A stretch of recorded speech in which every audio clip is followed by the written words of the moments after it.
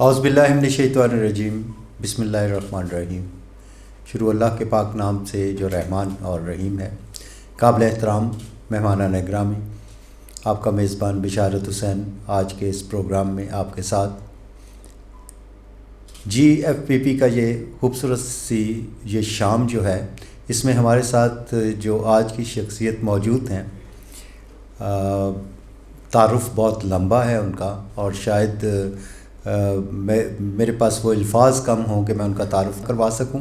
بہرحال تشریف لائے ہیں آج پاکستان کے نہیں بلکہ دنیا کے بہت بڑے لیڈرشپ ٹرینرز ہیں اور لیڈرز کو تیار کرتے ہیں، اور تعلق پاکستان سے ہے لیکن پوری دنیا میں ان کا ایک نام ہے۔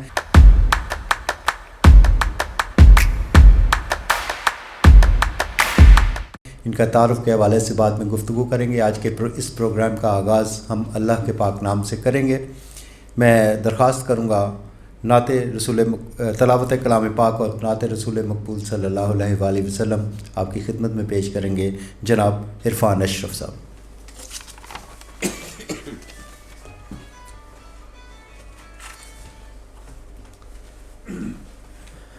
بسم اللہ الرحمن الرحیم۔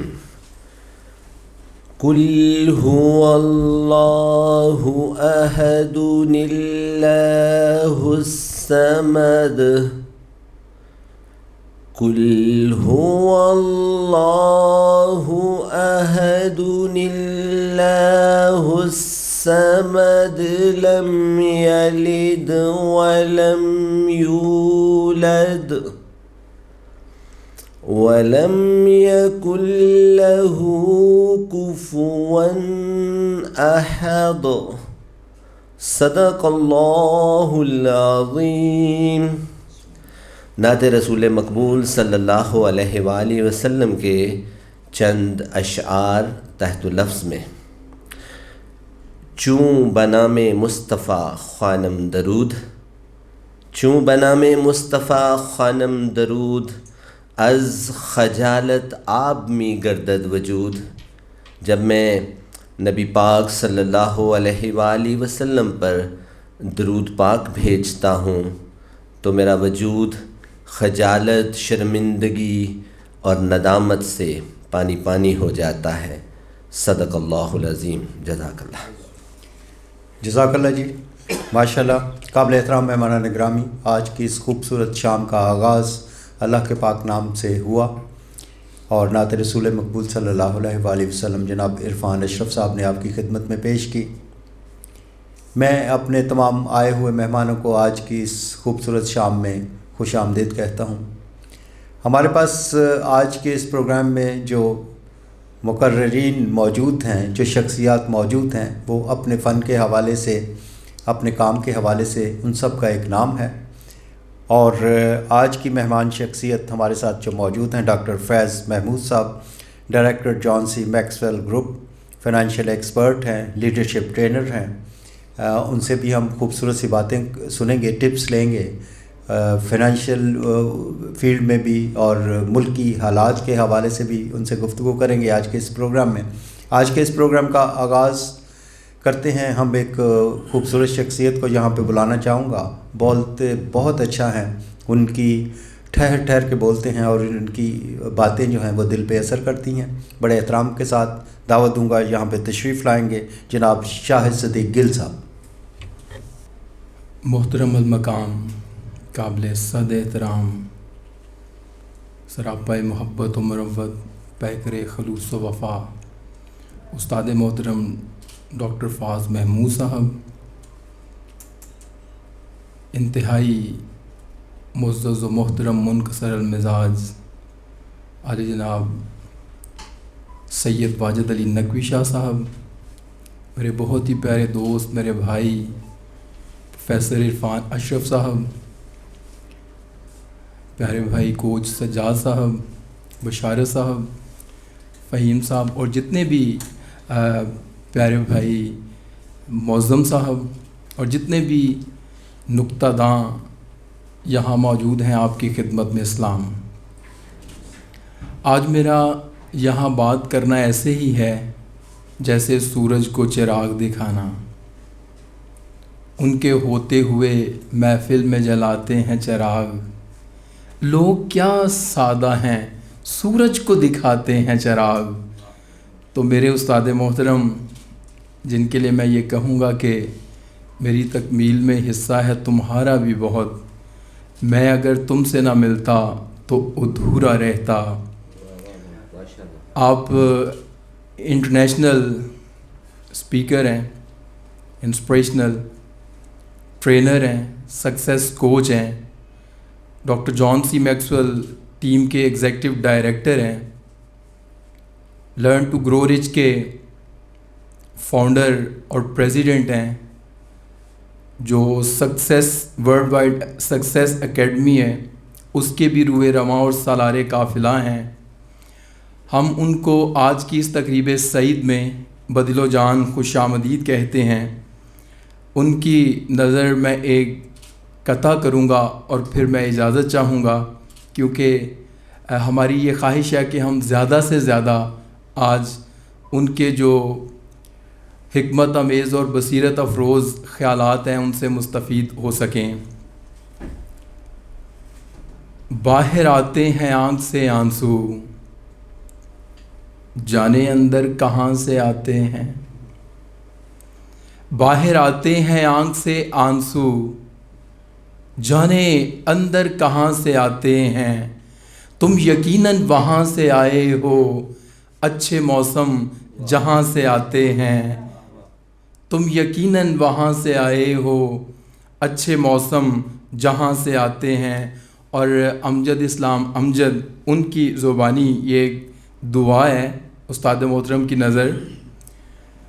تم جس خواب میں آنکھیں کھولو اس کا روپ امر. تم جس خواب میں آنکھیں کھولو اس کا روپ امر.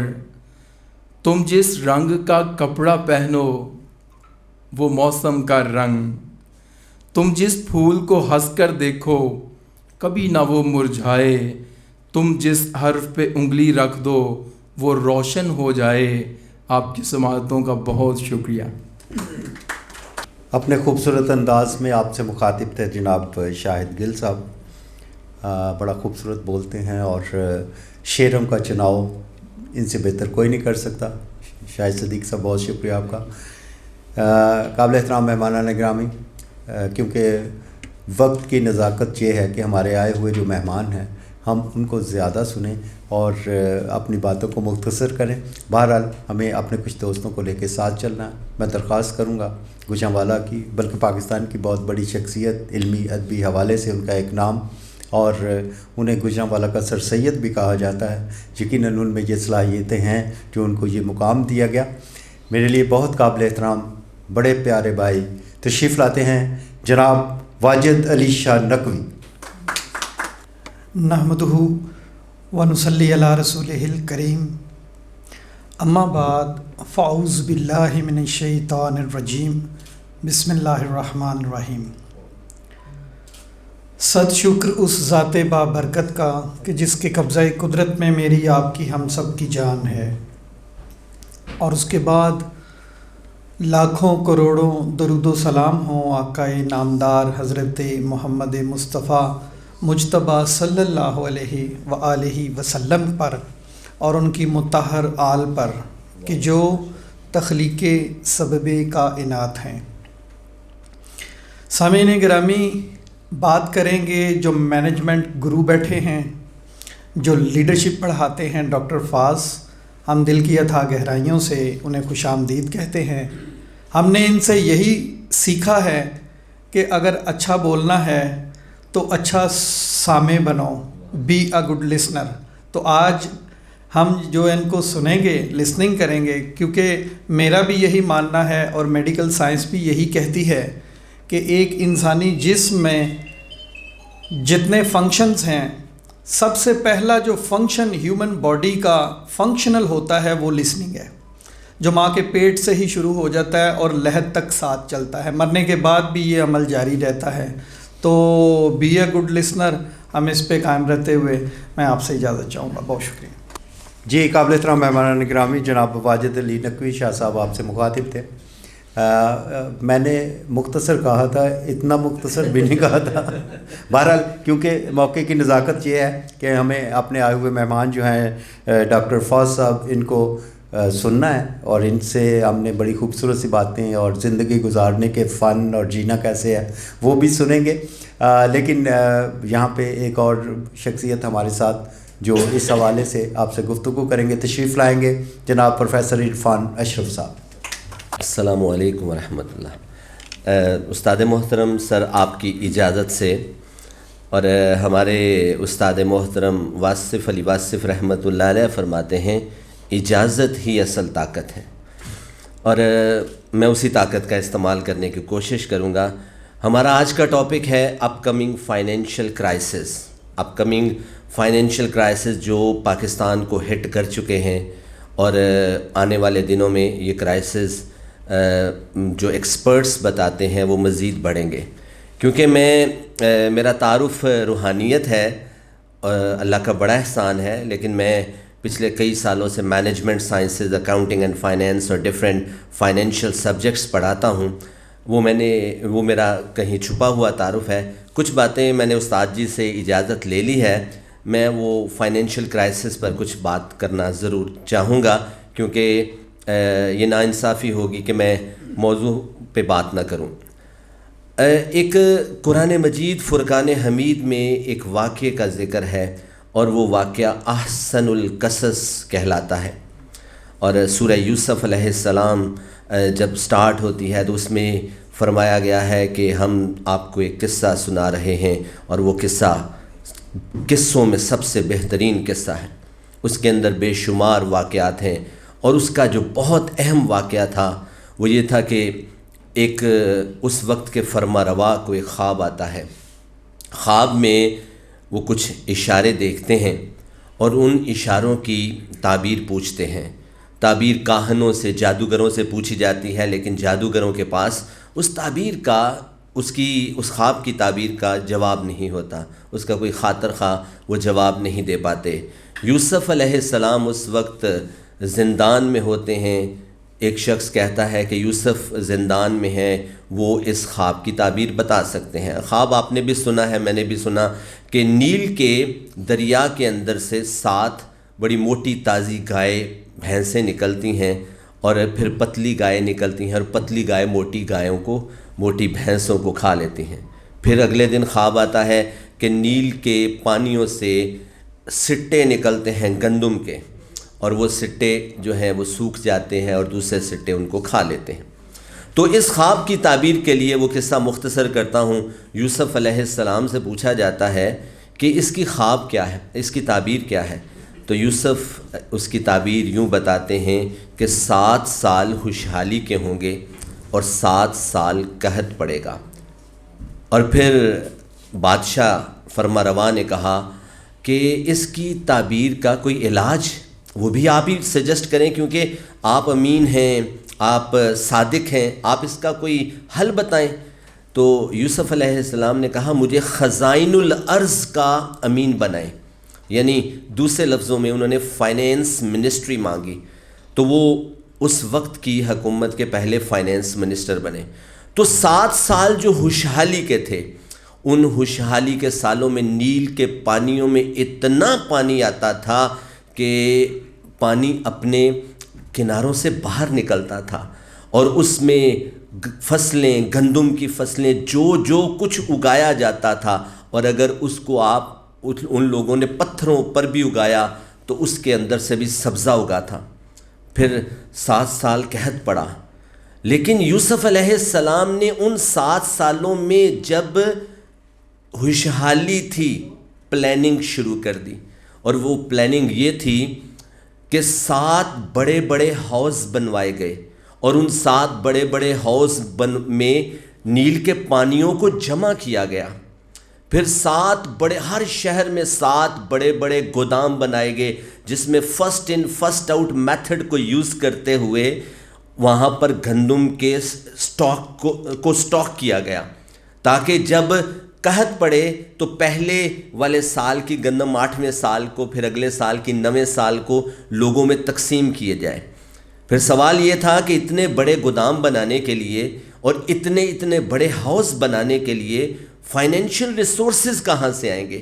تو فائنینشیل ریسورسز اکٹھا کرنے کے لیے محصولات کے ڈپارٹمنٹ کو بہت اسٹرانگ کیا گیا، اسٹرینتھن کیا گیا. آپ یوں سمجھ لیں وہ محصولات آج کے دور کا ٹیکس ڈپارٹمنٹ تھا، اور کہا گیا کہ جو 1 سال کا ٹیکس دے گا اسے 1 سال کی گندم ملے گی، جو دوسرے سال کا ٹیکس دے 2 سال کا اکٹھا ٹیکس دے گا اسے 2 سال کی گندم ملے گی، جو 3 سال کا، حتیٰ کہ جو 7 سال کا ٹیکس دے گا اسے 7 سال کی گندم مل جائے گی.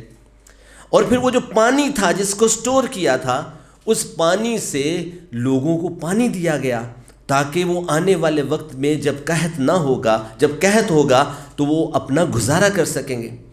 اب آپ اسی کہانی کو آج کے پاکستان پہ لگا کے دیکھیں.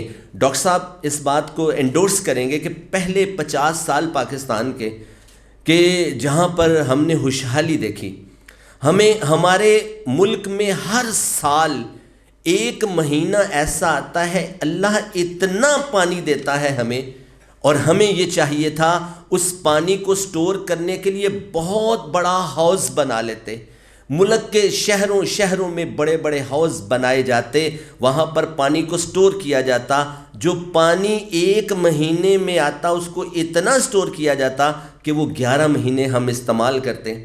ہم نے جو پلاننگ کی وہ پلاننگ پتہ نہیں کیا تھی کہ ہمارا پانی ہم سے ضائع ہوا، راستے میں شہروں کے شہر اور گاؤں کے گاؤں تباہ کرتا ہوا وہ بحر ہند میں جا گرتا ہے. ہر سال ایسا ہی ہوتا ہے. پھر پچھلے 50 سالوں میں ہمارے پاس اتنے فائنینشیل ریسورسز آئے، اللہ نے ہمیں اتنا کچھ دیا، لیکن ہم نے اس کا استعمال صحیح نہیں کیا. بہرحال وہ طارق عزیز نے کہا تھا کس دا دوش تے کس دا نہیں، اے گلاں ہن کرندیاں نہیں، میں تے بوہا بند ہی رکھیا اپنے پورے زور نال، پتہ نہیں کی ہویا ہو سی میرے جہے کسے ہور نال. تو ان فائنینشیل کرائسس میں مجھے اور آپ کو کرنا کیا چاہیے؟ اپ کمنگ فائنینشیل کرائسس بہت لمبی بات ہو سکتی ہے، بہت کچھ آپ سے سنا جا سکتا ہے. میں آپ کو بتا سکتا ہوں 3 پوائنٹ ایجنڈا. نمبر 1، ہمارے ملک میں پولیٹیکل انسرٹینٹی ہے. نمبر 2، اکنامک ڈیزاسٹر ہے. نمبر 3، کلائمیٹ چینج ہو رہا ہے، اور اس کلائمیٹ کے چینج ہونے سے پچھلے 10 سالوں میں 2005 میں زلزلہ، 2010 کا بڑا سیلاب، اور ریسنٹلی ایک ایسا سیلاب جس نے پاکستان کے 60% ایریے کو ڈیمیج کیا ہے. اور آنے والے وقت میں فوڈ کرائسس اتنے بڑھ جائیں گے کیونکہ ہماری اس جگہ پر جہاں پر فصل لگنی ہے فوڈ نہیں ہے. تو میں یہ سوچتا ہوں کہ مجھے ایز این انڈیویجول میں کیا کر سکتا ہوں. حکومتیں تو بہت کچھ کر رہی ہیں، وہ آپ کو بھی پتہ ہے وہ کیا کر رہی ہیں. مجھے سب سے پہلے وہ پولیٹیکل انسرٹینٹی جس پہ اتنا کرائسس ہے کہ خدا کی پناہ، پہلا سجیشن جو میں سوچتا ہوں، ہمیں سب سے پہلے اکنامک ایمرجنسی ڈکلیئر کر دینی چاہیے. ملک میں اس وقت اکنامک ایمرجنسی ہے. پولیٹیکل انسرٹینٹی کو صحیح کرنے کے لیے ہمیں ایک قومی سوچ پر اکٹھا ہونا پڑے گا. ایک قومی سوچ. اور ایک قومی سوچ پتہ کیا ہوتی ہے؟ اگر میں نون لیگ کا سپورٹر ہوں اور اگر پی ٹی آئی کی حکومت آتی ہے تو میں یہ نہ کہوں کہ اس کے دور میں تو انمپلائمنٹ زیادہ تھی، مہنگائی زیادہ تھی، اب نہیں ہے.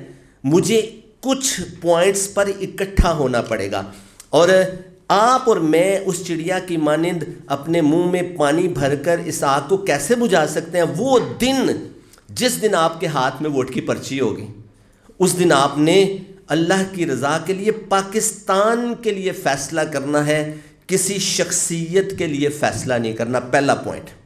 دوسرا پوائنٹ اکنامک ڈیزاسٹر ہے.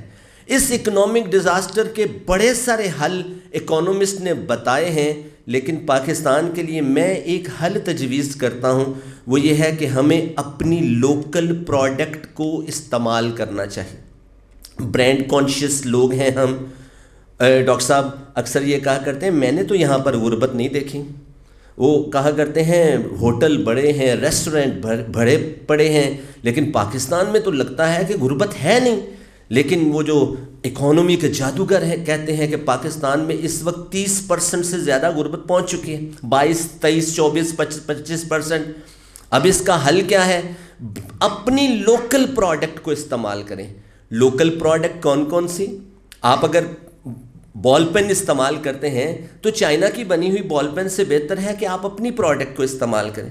آپ اگر کپڑے پہنتے ہیں تو پاکستان کا کپڑا پہنیں تاکہ پاکستان کے زر مبادلہ میں اضافہ ہو، اور کوشش کریں کہ امپورٹ کرنے سے بہت بہتر ہے کہ ایکسپورٹ کی طرف آئیں.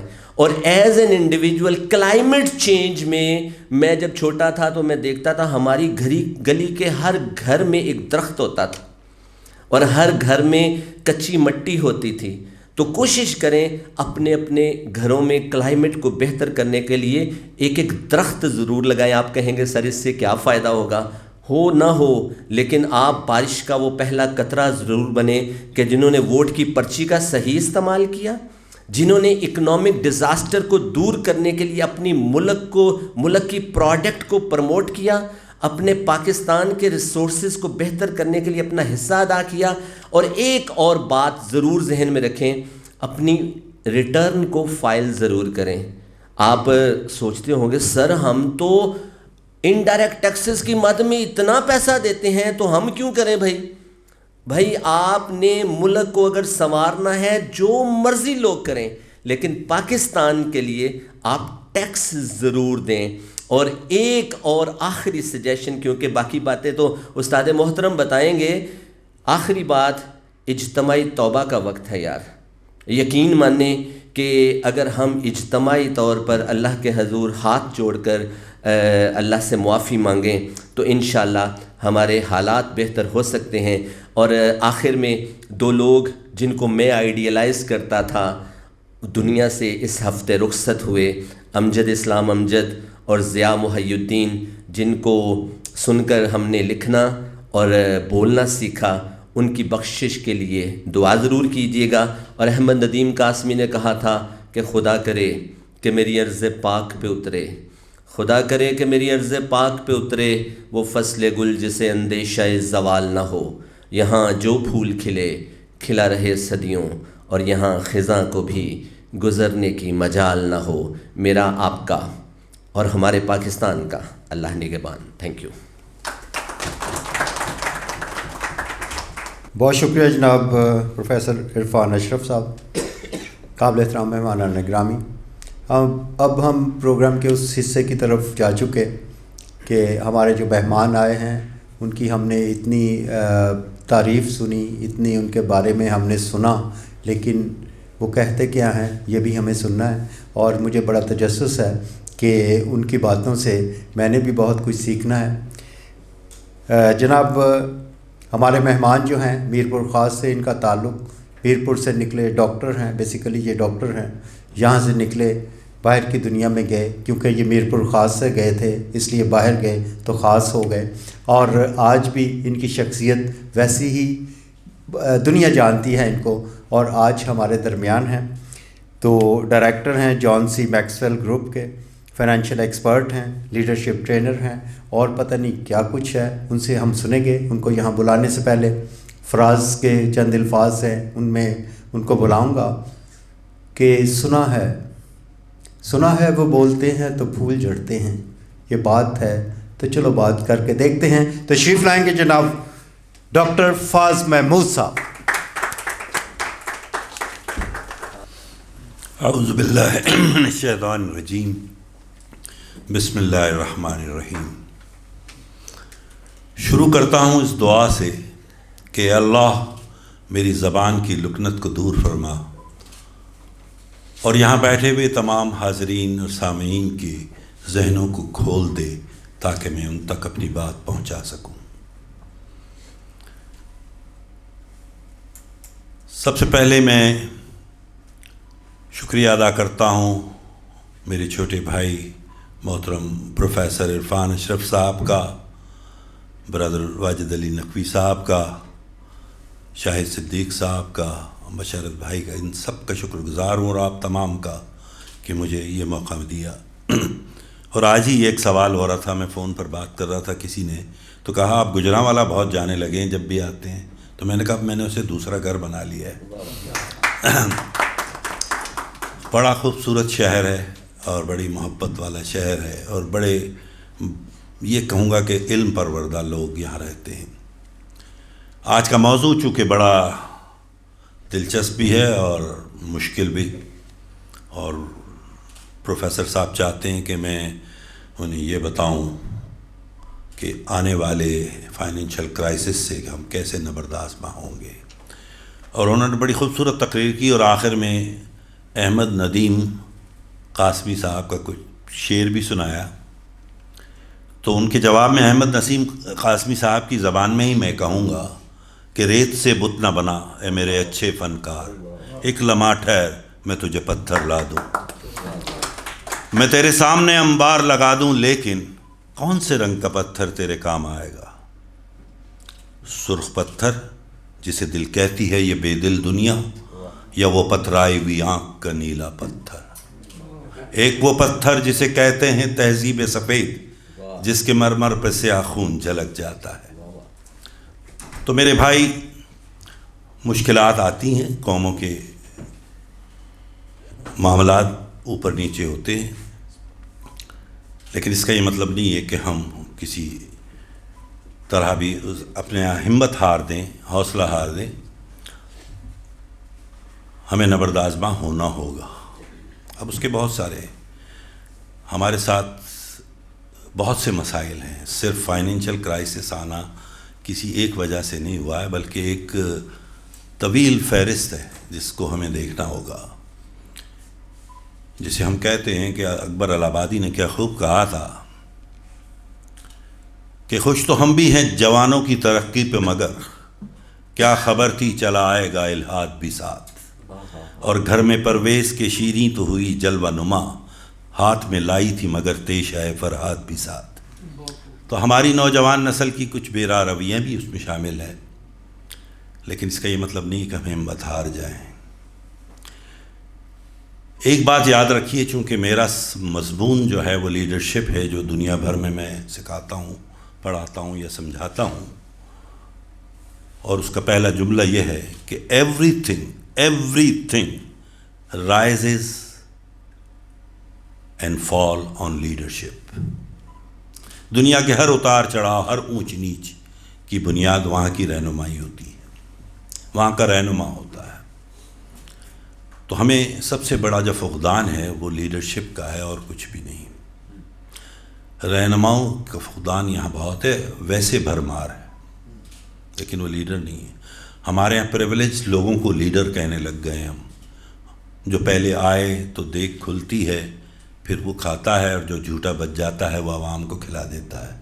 جبکہ لیڈر کی پہچان تو یہ ہے کہ وہ سب سے آخر میں کھاتا ہے، جس کی اعلیٰ ترین مثال میرے آقا ہیں، جو پیٹ پر پتھر باندھا کرتے تھے تاکہ دوسرے اپنا پیٹ بھر لیں۔ لیڈرشپ تو یہ ہے۔ کیا ہمارے پاس ایسے لیڈر موجود ہیں؟ کیا آپ کسی کے بارے میں یہ کہہ سکتے ہیں کہ ایسی رہنمائی ہمیں نصیب ہے؟ اور اگر نہیں ہے تو اس کا قصوروار کون ہے؟ پھر دوسرا سوال یہ ہے، اس کے قصوروار بھی ہم ہیں۔ کیا ہم اپنے ضمیر کی آواز کے مطابق لوگوں کو منتخب کرتے ہیں، ووٹ دیتے ہیں؟ یہاں جب میں آیا تو مجھ سے لوگوں نے پوچھا ایمان اور ایتھکس اور انٹیگریٹی اور آنیسٹی، بڑے خوبصورت لفظ ہیں یہ، اور آپ روز سنتے ہوں گے یہ باتیں، اور خاص طور پہ ہمارے سوشل میڈیا پہ اور ٹیلی ویژن پہ وہ جو بیٹھے ہوتے ہیں مفکرین اور محققین اور مصنفین اور مرثیہ گو، جو بھی کہہ لیں آپ انہیں، وہ اس طرح سے بیان کرتے ہیں کہ جی بس یہاں پر اسلام کا قلعہ ہے، یہ وہ ہے، یہ ہے، اور بعد میں نکلتے ہیں ہاتھ میں ہاتھ ڈالے ہوتے ہیں، بدیسی شراب ہوتی ہے، گرم گرم کباب ہوتے ہیں، اور خود بے نقاب ہوتے ہیں۔ تو بات یہ کہ ہمیں رہنماؤں کی کمی ہے، اور رہنمائی کی کمی ہمارے اپنی، کیونکہ ہم نے رہنمائی کا ٹیکہ کسی اور کو دیا ہوا ہے، حالانکہ یہ آپ کی اپنی ذمہ داری ہے، ٹھیک ہے؟ ہم خود چارج لینے کے لیے تیار نہیں ہے. سچ گوئی سے ہم بھاگتے ہیں. ہم یہ دیکھتے ہیں ووٹ دیتے ہوئے کہ کیا میری برائیوں میں یہ میرا ساتھ دے گا یا نہیں دے گا. میں اس کی ایک بہت سچا قصہ سناتا ہوں اپنا, اور یہ 28 سال پرانا قصہ ہے کہ صوبائی اسمبلی کے الیکشن جب ہوئے تھے اگر اس دور میں, تو میرے ایک بہت ہی بچپن کا پہلی کلاس کا دوست تھا. اس کو میں نے کہا آپ کھڑے ہو جائیں یار, آپ کا سیاست کا شوق ہے. میں تو ڈاکٹر تھا اس زمانے میں, پریکٹس کرتا تھا. تو وہ الیکشن جیت گئے, ٹھیک ہے, ماشاء اللہ ہم نے بڑا ان کو. اور اس کے کوئی ایک آدھ ہفتے بعد وہ میرے گھر آئے ملنے. تو وہ شام جمعے کا دن تھا, ہم شام میں کھانا کھا رہے تھے گھر میں. تو پتہ چلا ایک صاحب باہر آئے ہیں بڑے بزرگ سے. تو نوکر نے آ کے مجھے اندر بتایا کہ صاحب وہ بزرگ آئے ہیں اور وہ بار بار کہہ رہے ہیں کہ جی میری ملاقات کرا دیں ڈاکٹر صاحب سے اور قریشی صاحب سے جو MP تھے. تو میں نے کہا یار ان سے بتا دو کہ ہم کھانا کھا رہے ہیں, اگر تھوڑا سا انتظار کر لیں. کہنا صاحب وہ بڑی ضد کر رہے ہیں. میں نے کہا پھر انہیں بلا لیں اندر. تو وہ آئے, بزرگ تھے, شہر کے چھوٹا شہر ہے میرپور خاص. تو میں نے کہا آئیے چچا بیٹھیے, کیسے مزاج ہیں, کیسے آنا ہوا, آئیے کھانا کھائیے. نہیں بیٹا آپ کھانا کھائیں. میں نے کہا بھی کیسے آنا ہوا. کہنے لگا ایک چھوٹا سا کام ہے. جی فرمائیے. کہنے لگا وہ میرا بچہ جو ہے وہ لاک اپ میں پڑا ہے, ذرا ایک فون کر دیں SHO کو. تو میں نے کہا آپ کر دیں یا MP صاحب, دونوں میں سے کوئی بھی کر دے, کیونکہ وہ جانتے تھے کہ میں بھی کروں گا تو SHO سن لے گا ساری بات. میں نے کہا وہ تو ہم کر دیں گے, لیکن ذرا یہ تو بتائیے کہ وہ پکڑا کیوں گیا. کہنا وہ بچہ ہے بس غلطی کر بیٹھا. میں نے کہا بھائی غلطی کیوں, پپا یار ذرا سا چوری ووری کر لی تھی, ذرا سی چوری ووری کر لی تھی. تو میں نے کہا یار آپ کے بچے نے چوری کی تھی اور آپ ہمیں کہہ رہے ہیں کہ اس کو بول دیں کہ چھوڑ دیں. تو کہنا صاحب آپ کو ووٹ کس لیے دیا تھا. یعنی ہمیں ووٹ اس لیے دیا جاتا ہے کہ ہمارے چور بچوں کو چھڑوا دے. اس قسم کے کام کراتے ہیں یا نہیں کراتے ہم لوگ. تو یہ جب ہمارا سوچنے کا معیار جب بن جائے تو پھر وہاں لیڈرز بھی تو وہیں سے آئیں گے نا. جیسی قوم ہوتی ہے ویسے ہی اس کو حاکم دیے جاتے ہیں. یہ تو ہمارا ایمان بھی ہے اور حدیث بھی. تو پہلی بات تو یہ ہے کہ ہمیں مایوس نہیں ہونا چاہیے. اب آگے چلتے ہیں لیڈرشپ کے حوالے سے. لیڈرشپ پیدائشی نہیں ہوتی. ہمارے یہاں پیدائشی لیڈر بہت کہے جاتے ہیں. جی یار یہ تو پیدائشی لیڈر ہے. اور مجھ سے بھی اکثر یہ پوچھتے ہیں کہ سر کیا لیڈر پیدائشی ہوتے ہیں. میں نے کہا آج تک بغیر پیدا ہوا لیڈر میں نے تو نہیں دیکھا. آپ نے دیکھا تو بتا دیں. پیدا تو سب ہوتے ہیں لیکن لیڈر پیدائشی نہیں ہوتے. یہ ایک اسکل ہے جو ہمیں اور آپ کو سیکھنی پڑتی ہے اور اس کے ساتھ ساتھ چلنا پڑتا ہے اور اس پہ ریاض کرنا پڑتا ہے. ہمارے یہاں لیڈرشپ موروثی ہوتی ہے. آپ نے دیکھا نا, یہ وڈیرا ہے, جاگیردار ہے, فیڈرل لارڈ ہے, اس کا بیٹا ہے. یہ لیڈر نہیں ہے, یہ مداری ہیں.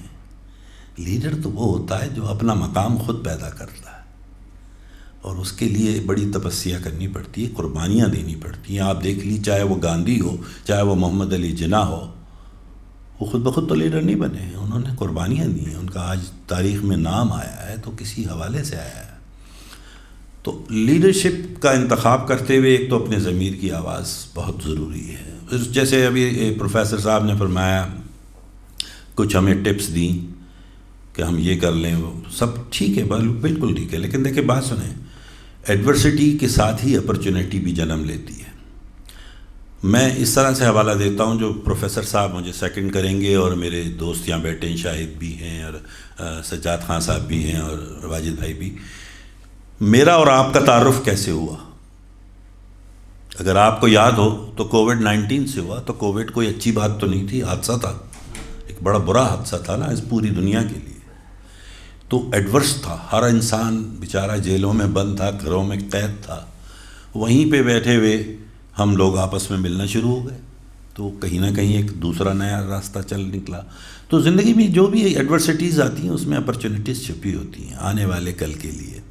اور یہ بھی ابھی ہم مذاق کر رہے تھے چائے پیتے ہوئے بشارت بھائی سے, اور وہ بات ہو رہی تھی. تو جیسے میں ابھی جہاں بھی آتا ہوں تو میں پوچھتا ہوں یار سناؤ کیسی زندگی چل رہی ہے. تو آپ کو پتہ ہے کیسا جواب آتا ہے؟ بس یار چل رہی ہے, کٹ رہی ہے. سنا آپ نے یہ جملہ کبھی؟ کٹ رہی ہے, چل رہی ہے, بس یار ایوریج ہوں.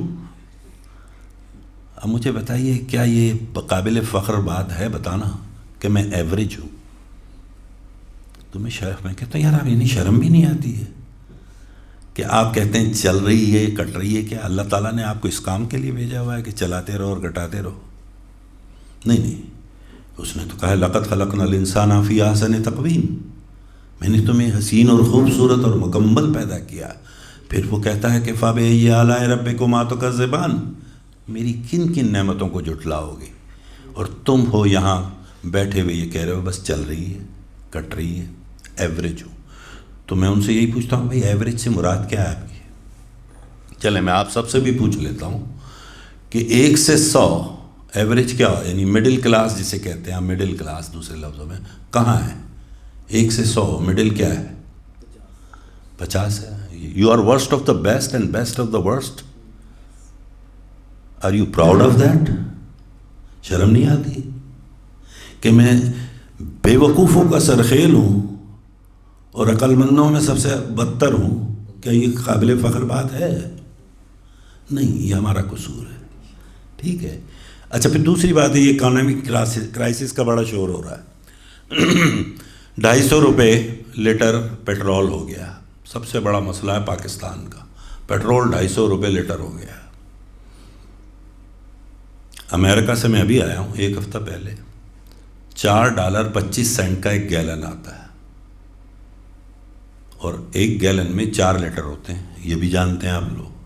تو بھائی امریکہ کے ریٹ پہ ہی ہیں ہم، آگے پیچھے ہی کہاں ہیں؟ بالکل، بلکہ اس سے کم ہے ہم یہاں پہ، جبکہ فرانس میں اور دوسرے ممالک میں ہم سے کئی گنا مہنگا ہے. ٹھیک ہے، تو مہنگا نہیں ہے. اچھا پھر مہنگا ہونے کا آپ دیکھیں سائیکل کیا ہے، یہ ضرور.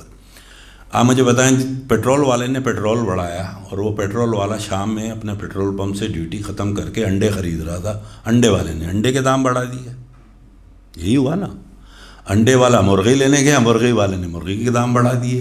وہ وہاں سے دودھ لینے گیا، کسی نے کم کیا تو بڑھا کہاں ہے؟ آپ لے بھی تو زیادہ رہیں اگر دے زیادہ رہیں تو. بیسیکلی یہ جسے کہتے ہیں نا نوٹوں کو گھما رہے ہیں بس، اور کچھ نہیں کر رہے ہیں. بنیادی طور پہ یہ کہہ لیں. ہاں اب لوگ یہ شکایت کرنے لگے کہ جی بیچارہ تنخواہ دار مر گیا ہے، یہ بھی ایک بڑا عام سی بات ہے. تو میں نے کہا پہلی بات تو بد نصیبی ہماری ہے، بد نصیبی ہے معذرت کے ساتھ، بہت سے لوگ یہاں نوکریاں کرتے ہیں. بد نصیبی ہماری ہے کہ میجورٹی جو ہے نا ہماری امپلائیز جو امپلائی ہیں، کیا وہ اتنا بھی کام کرتے ہیں جتنا ان کو معاوضہ دیا جاتا ہے؟ سچ بتائیے ایمانداری سے. وہ تو کہتے ہیں بس کام چلتا رہے، نوکری نہ جائے، کام کون کرے. اب میں یہاں پہلی بار میں ابھی بات کر رہا تھا گجرانوالے سے ہی، میں معذرت کے ساتھ، کہ ہر گلی کے نکڑ پہ میں نے ایک بورڈ دیکھا اور وہ یہ لکھا ہوا تھا یا تو کوچنگ سینٹر یا اکیڈمی. دیکھا ہے آپ نے یہ؟ میں سوچ رہا تھا یہ گجرانوالہ میں اور کوئی کاروبار ہی نہیں ہے کیا؟ اکیڈمیاں ہیں اور کوچنگ سینٹر ہیں. میں بڑا حیران ہوا. تو میں نے پوچھا کہ یار اکیڈمی کا مطلب تو بہت بڑا ہوتا ہے، لفظ بہت بڑا لفظ ہے، اور باجد بھائی جانتے ہیں تعلیم کے شعبے سے ان کا تعلق ہے. اکیڈمی کے معنی بہت ہوتے ہیں. بولا نہیں یہ رٹواتے ہیں وہاں. تو میں ہمارے دوست ہیں معظم بھائی یہاں بیٹھے ہیں، انہوں نے اپنے اسکول کا حصہ شام میں اکیڈمی بنایا ہوا ہے، مطلب کہ کرائے پہ دیا ہوا ہے. تو میں نے دیکھا کوئی بیٹھا ہوا بچہ یہاں رٹ رہا تھا، کوئی یہ رٹ رہا تھا. اب یہ ہمارے اکیڈمک کوالیفیکیشن ہے. اب یہ بچہ کل کیا کرے گا؟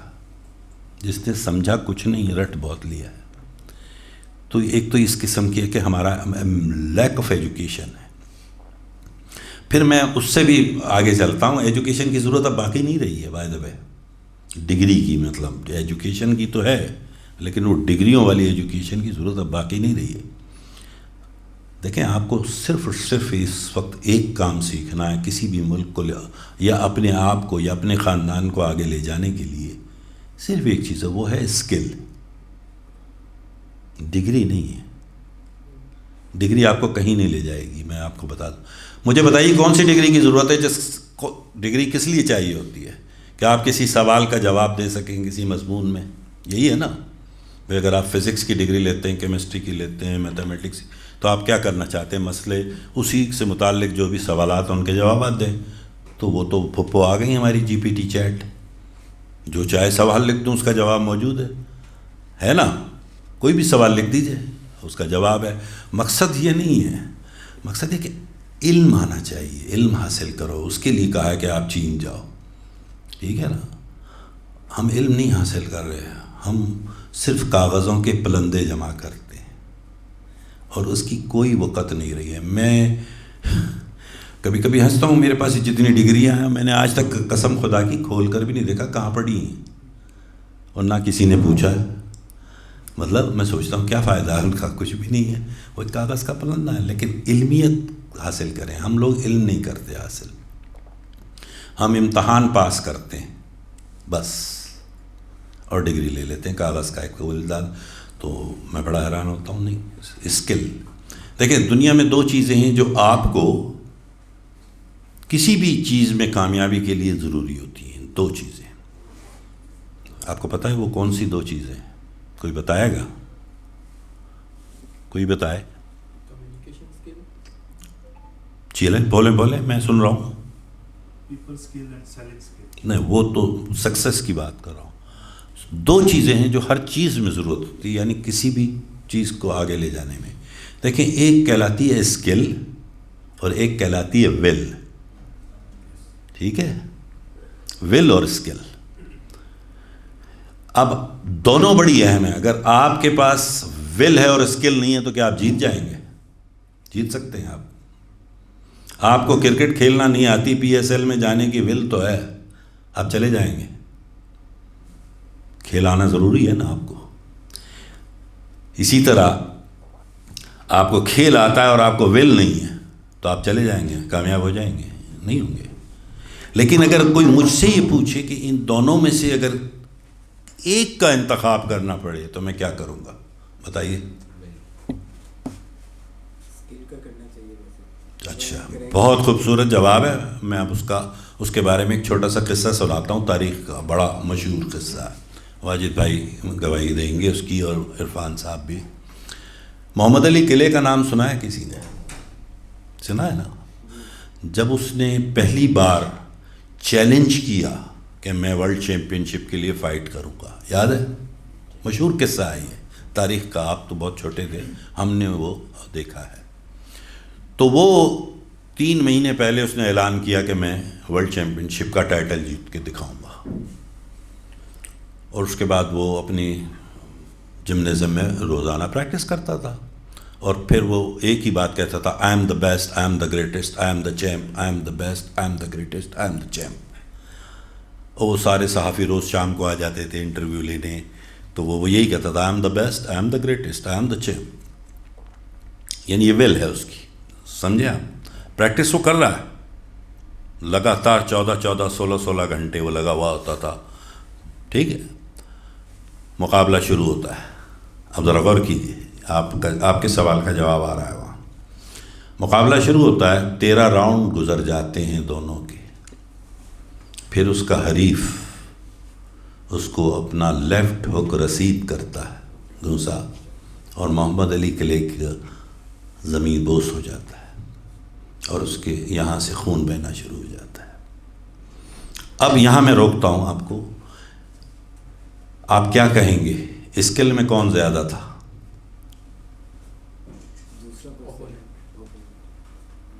مانتے ہیں نا آپ یہ بات؟ اس کی اسکل زیادہ تھی تبھی تو اس نے اسے زمیں بوس کر دیا. لیکن چونکہ اس کی ول یہ تھی کہ I am the best, I am the greatest, تو اس کے اندر سے ایک آواز آئی، گیٹ اپ، ٹیک اندر شاٹ، ٹیک اندر چانس. جب وہ ریفری گن رہا تھا وہ اندر سے اس کو مجبور ہو رہا تھا اس آواز کے تحت کہ کھڑا ہو، ایک بار پھر سے ٹرائی کر. اور وہ کھڑا ہوتا ہے اور اگلے 40 سیکنڈ میں اسے ناک آؤٹ کر دیتا ہے. تو اب آپ بتائیے، ول زیادہ تھی یا اسکل؟ تو ہمیشہ ول ہونی چاہیے. ہماری قوم کے ساتھ مسئلہ یہ ہے کہ ہماری ول کیا ہے. آپ کسی سے بھی جا کے پوچھ لیجئے باہر، جو بھی ہماری آج کی نسل ہے، ان کی ول اتنی چھوٹی ہے، ان کی سوچ اتنی محدود ہو گئی ہے کہ میں نے کہا نا، کٹ رہی ہے اور چل رہی ہے پہ آ کے رک چکے ہیں. اور جو قوم اس پر رک جائے وہ تو ہمیشہ کرائسس میں رہی ہے. اب پچھلے 75 سال سے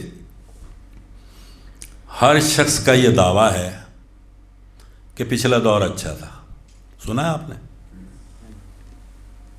پروفیسر صاحب بھی کہہ رہے تھے اب آپ کسی سے بھی میں ابھی یہاں پوچھ لوں یار بتاؤ زندگی کا سب سے اچھا دور کون سا ہے تمہارا، تو کیا کہے گا وہ؟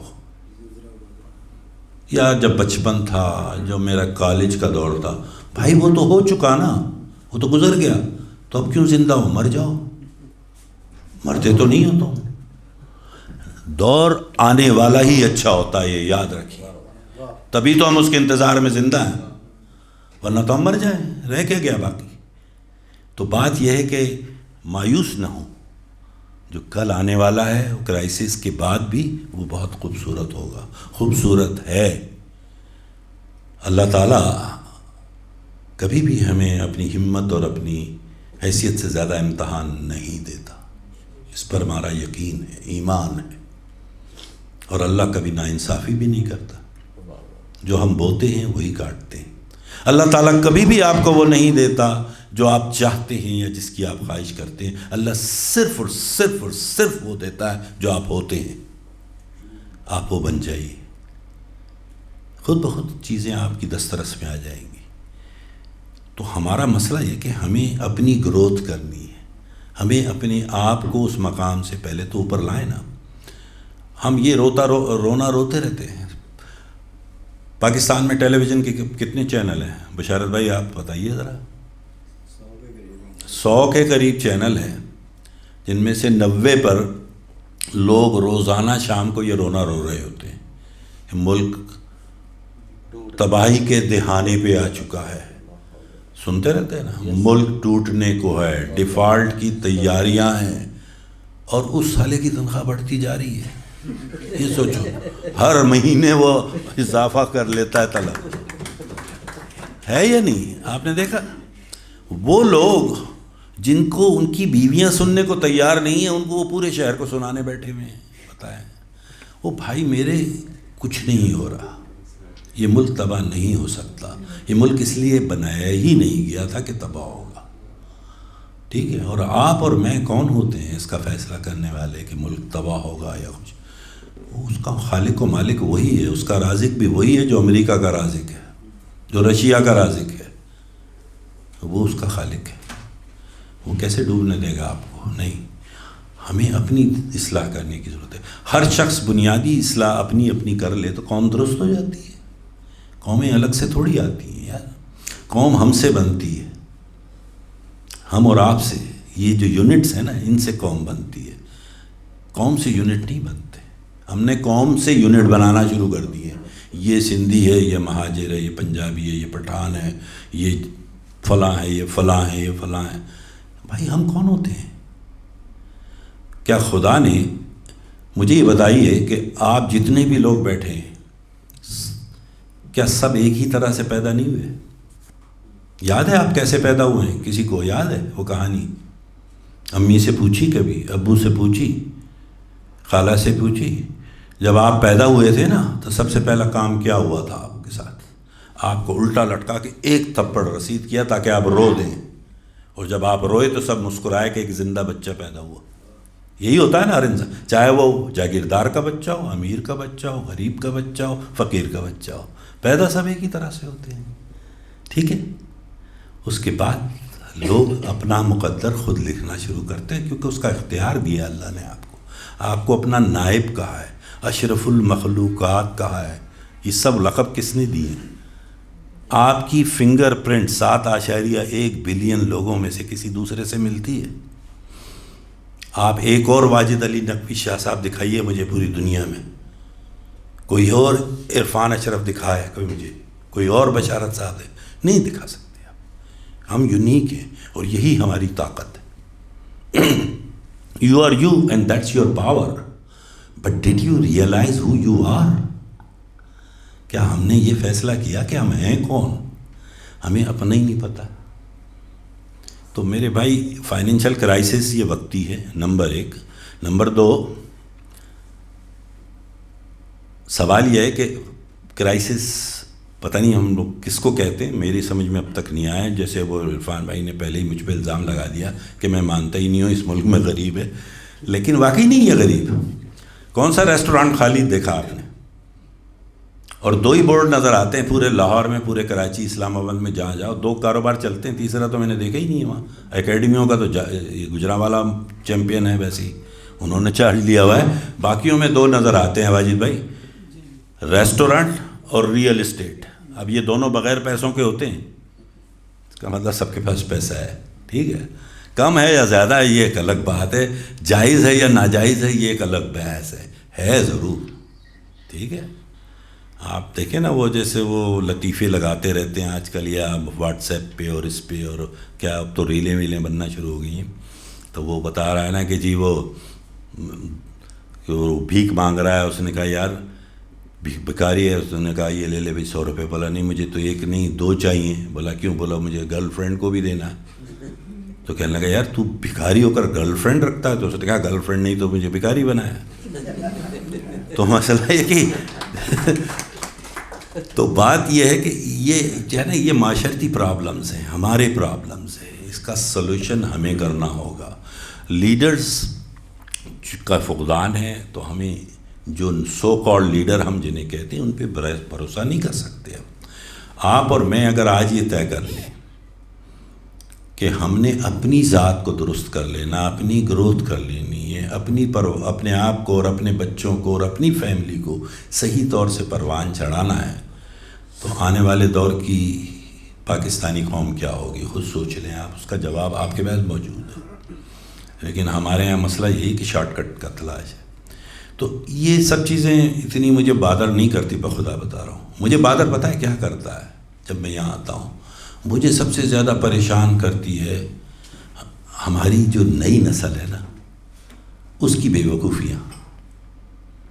اچھا وہ کوئی غلط کام نہیں کر رہے، یہ بھی ایک بات بتاؤ، وہ لوگ کہتے ہیں نا یار وہ آج کل جسے دیکھو فون پہ بیٹھا ہوا ہے، ٹھیک ہے بیٹھا ہوا ہے یار، کیا مسئلہ کیا ہے ابھی، آپ کو تکلیف کیا ہے یار؟ وہ الٹے سیدھے چیزیں دیکھ رہے ہوتے ہیں، الٹے سیدھے کام کر رہے ہوتے ہیں۔ بھائی میں جب اس کو صحیح کام سکھائی کوئی نہیں رہا ہے تو الٹا ہی کرے گا نا، آپ صحیح کام سکھانا شروع کر دیں، آہستہ آہستہ وہ الٹے سے سیدھے پہ آ جائے گا، لیکن آپ اسے روک نہیں سکتے۔ ہمارا بچہ آج اتنا انٹیلیجنٹ ہے، یقین کرے کہ جو چیزیں میں نے میڈیکل کالج کے پہلے سال میں سیکھی تھی، آج میری بیٹی 3ری کلاس میں مجھے وہ بتا رہی ہوتی ہے۔ کمال کی ہے نا یہ علم کی، آپ بتائیں ایسا ہو رہا ہے نہیں؟ میں نے جو میڈیکل کالج جانے کے بعد پہلی بار بونز کے نام سنے تھے، یہ فیمر ہے، یہ ٹبیا ہے، یہ فیبولا ہے، یہ ہیومرس ہے، اور میری 3ری کلاس کی بچی جو ہے وہ بتاتی ہے کہ یہ، یعنی یہاں تک ایڈوانسمنٹ آ گئی ہے پڑھائی میں، تو یہ تو اچھی چیز ہے۔ اب اس میں اگر آپ ماموں یوٹیوب کو روکے رکھیں گے، پھپھی گوگل کو نہیں آنے دیں گے گھر میں، تو کہاں جائیں گے آپ کہیں نہیں جائیں گے، آپ اس سے بھی پیچھے چلے جائیں گے۔ اچھا ایک اور مسئلہ ہے جو اس وقت سب سے بڑا ہے معاشرے کا، اور اس پہ غور ضرور کیجیے گا آپ لوگ، آپ سب پڑھے لکھے لوگ ہیں۔ یہ واحد ایسا وقت آیا ہے اس دنیا میں کہ ایک ہی وقت میں 5 جنریشنز ایک ساتھ زندہ ہیں، 5۔ آپ کو پتہ ہے یہ بات؟ 5 جنریشنز ہیں۔ چلے 3 جنریشنوں کے نام بتائے کوئی آپ میں سے۔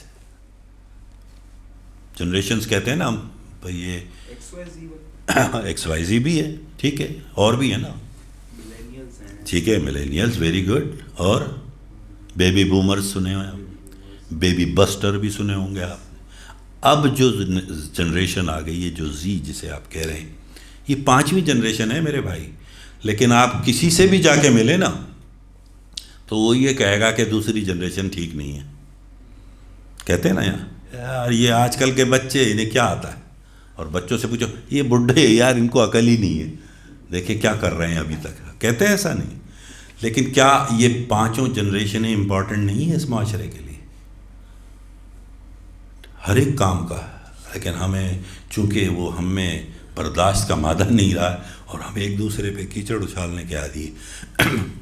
تو یہ واحد وقت ایسا آیا ہے اللہ تعالیٰ نے ہمیں دیا ہے، جن کے بچے ہیں، آپ کو پتہ ہے آج کا 2.5 سال کا بچہ خود چلا لیتا ہے ٹیبلٹ، دیکھا ہے نا گھر میں، فون۔ تو یہ نئی جنریشن ہے نا، ہم تو 2.5 سال کے اتنے ہوشیار نہیں ہوتے تھے، آپ تھے نہیں ہوں گے، لیکن آج کا ہے 2.5 سال کا بچہ. یا یہ ایک نئی جنریشن کریٹ ہو گئی ہے اور وہ جب تک 10 سال یا 12 سال میں آئے گی تو وہ جو ہم نے 30 سال میں سیکھا تھا وہ اس سے آگے نکل چکی ہوگی. تو وہ بھی رہ رہی ہے. اور وہاں پہ ہمارے جیسے آج شاہ محی الدین صاحب کا ذکر کیا, میرے بڑے میں ان کا بڑا فین رہا ہوں اور ان سے میں نے بولنا سیکھا ہے. یعنی 93 سال کی عمر تھی ان کی. آپ سوچیں, وہ بھی تو ایک جنریشن تھی. پھر بیچ میں یہ جو سارے چل رہے ہیں ہم جیسے, یہ بھی ایک جنریشن ہے. ہمارے بعد والے یہ جنریشن ہے. تو 5 جنریشنز کا ہمارے پاس تجربات کا مرکب موجود ہے. اب کیسے مار کھا سکتے ہیں؟ سوچیے ذرا, کیا ہم نے انہیں یکجا کرنے کی کوشش کی کبھی؟ یہ مسئلہ ہے ہمارا مسئلہ یہ نہیں ہے کہ ڈالر کا بھاؤ کیسے چینج ہوگا. کیا فرق پڑتا ہے ڈالر سے؟ مجھے بتائیں فرق کیا پڑتا ہے؟ ڈالر 250 کا ہو یا 450 کا ہو, آپ کو فرق نہیں پڑے گا. مسئلہ یہ سوری یار, ڈالر کے دام سے فرق نہیں پڑے گا, ہمارے کام سے فرق پڑے گا. وہ ہم نہیں کر رہے. تو ہمیں مایوس نہیں ہونا چاہیے. یہ معاملات اچھی طرف جا رہے ہیں. اور یہ اور بات ہے کہ وزیر خزانہ سے ہی نہیں مل رہا ملک کو, وہ ایک ملک مسئلہ ہے. دیکھیں یہ ملک اس وقت سب سے زیادہ جو ضرورت ہے وہ ہے آپ کی اپنی گروتھ کی. اور نمبر 1. نمبر 2, بعض امیر لوگ ضمیر کی آواز کے مطابق اپنے رہنماؤں کا انتخاب کریں. اور تیسری آخری چیز میں تو یہی کہتا ہوں کہ ڈھونڈنے والا ستاروں کی گزرگاہوں کا اپنے افکار کی دنیا میں سفر کر نہ سکا. جس نے سورج کی شعاؤں کو گرفتار کیا زندگی کی شب تاریک سحر کر نہ سکا.